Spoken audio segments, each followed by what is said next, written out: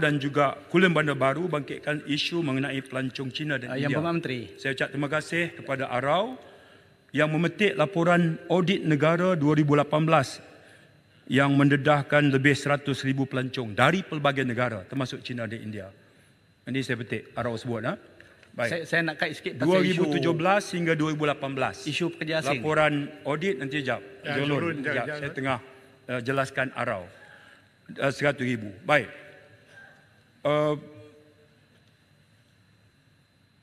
Pelancong yang masuk, warga asing yang masuk, sama ada dia gunakan, saya sebut tadi, dia boleh masuk dengan menggunakan pas lawatan sosial.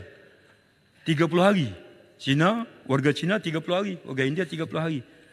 Selepas 30 hari, dia keluar.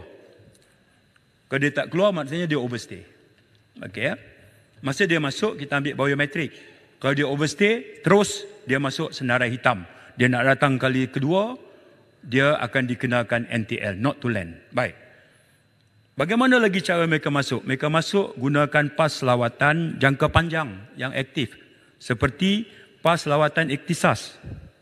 Pas lawatan sosial iaitu suami atau isteri kepada warga negara. Mereka boleh duduk 6 bulan, mereka boleh duduk maksimum 5 tahun. Jadi kalau kita ambil 2017, 2018 tak keluar, mereka duduk sini 5 tahun. Tahun pertama mereka masuk, mereka tak keluar, tak ada rekod mereka keluar. Sebab mereka memegang pas lawatan sosial suami atau isteri. Ada diplomat, jumlah ni tak ramai. Pas pelajar sekarang immigration keluarkan, kalau dia belajar 5 tahun, 5 tahun lah. Kalau dia belajar 4 tahun, 4 tahun lah. Jadi kalau dia masuk 2023, dia takkan keluar 2024. Sebab pasnya 4 tahun. Jadi rekod kita mencantikkan dia tak keluar lah kalau kita ambil ukuran 1 tahun. Pas resident, kita keluarkan 5 tahun, tamat 5 tahun, kita boleh sambung 5 tahun. Maksimum 10 tahun. Pas resident talent, pas penggajian, selama majikan ada kontrak dengan dia berapa tahun, immigration keluar. Sebab kita pun di satu sisi ada digesa supaya melakukan ease of doing business. Talent yang diperlukan oleh majikan tempatan untuk mengembangkan perniagaan. Kalau talent itu ada dari luar, dia yang cari, kita facilitate dengan memberikan pas penggajian. Dan mereka bukan ada setahun, bukan 3 bulan. Mereka duduk lama selama kontrak majikan diberikan. Pas MM2H, Malaysia My Second Home, itu 5 tahun, renewal, boleh diperbaharui. Pas lawatan iktisas, pas lawatan kerja sementara dan pas-pas imigresen yang lain.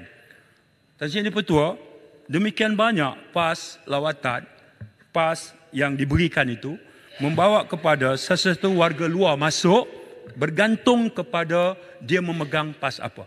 Jadi kalau kita mengambil 1 tahun, jumlahnya tak sama. Hari ini setiap bulan, sektor pelancongan membawa 120,000 warga Cina setiap bulan ke dalam negara kita.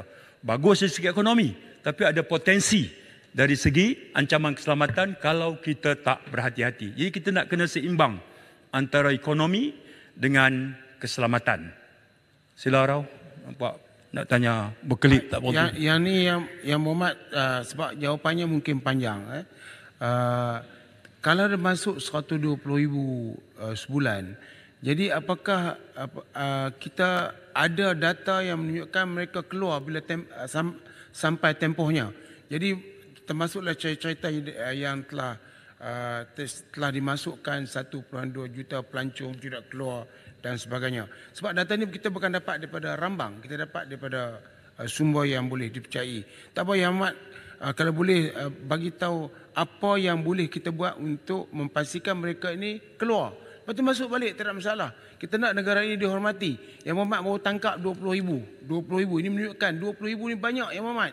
Jadi sudah pasti angkanya berganda-ganda. Yang saya nak cakap ni, boleh jawab bertulis minta apa? Pasal UNSCR. Yang pertama saya minta supaya jawatankuasa yang bagi kad tu, polis, saya tak mahu sebut lah pangkatnya, tapi pangkatnya terlampau rendah. Kalau boleh pangkatnya assistant commissioner dalam tu, bukan pangkat inspektor ataupun sarjan. Kemudian Kementerian Dalam Negeri, dia hantar pegawai yang rendah. Kalau boleh timbalan KSU duduk di situ. Sekarang ni saya nak tanya, kad mana yang sah? Yang dikeluarkan UNSCR, dia hantar yang bagi kepada Depo Immigration, itu besarlah sebab apa Immigration minta. Tetapi yang dia keluarkan sendiri, Yang Umat di Jalan Bellamy itu, kita akan lihat, saya turun ke Padang lah, kalau boleh Yang Amat turun ke Padang. Dulu rumah dia tu sebelah rumah bekas Ketua Turuh Angkatan Tentera. Saya tak pasti sekarang. Tapi kita nak beritahu bahawa di situ ada beratus teksi yang menunggu untuk mengambil orang asing yang datang untuk mendapatkan kad. Jadi apakah kad itu sah? Kalau kita di luar kita tak nampak, kalau masuk dalam tu beribu orang sedang menunggu untuk dapat kad. Jadi apakah kad ini sah? Kad immigration tu sah? Ataupun kad yang dicakit? Kalau yang Muhammad nak dicakit kad UNHCR, boleh pergi beli sekarang. RM80 satu. Jadi apakah tindakan kerajaan terhadap perkara-perkara yang kita sebutkan? Dan akhir sekali Muhammad, apakah UNHCR tu sah berada di negara ini? Sebab dia berada di negara ini hanya menyambung kerja dengan pendatang Vietnam dulu. Tapi sekarang bila dia sambung kerja, apakah kita telah sahkan kehadiran mereka? Baik, terima kasih Arau. Yang pertama, bila pelancong luar masuk hari ini, kita selain pada kita wajibkan dia visa bagi negara yang memerlukan visa, dia pintu masuk kita ambil biometrik lah. Itu satu. Khusus untuk pelancong negara China, bagaimana elemen kawalan kita. Mulai 15 bulan 10, kita berikan mereka visa on arrival. Baiklah. Tapi chartered flight, direct daripada China ke Kuala Lumpur. Dan chartered flight itu pula, pelancongnya itu diuruskan melalui syarikat travel agent yang berdaftar dengan Kementerian Pelancongan.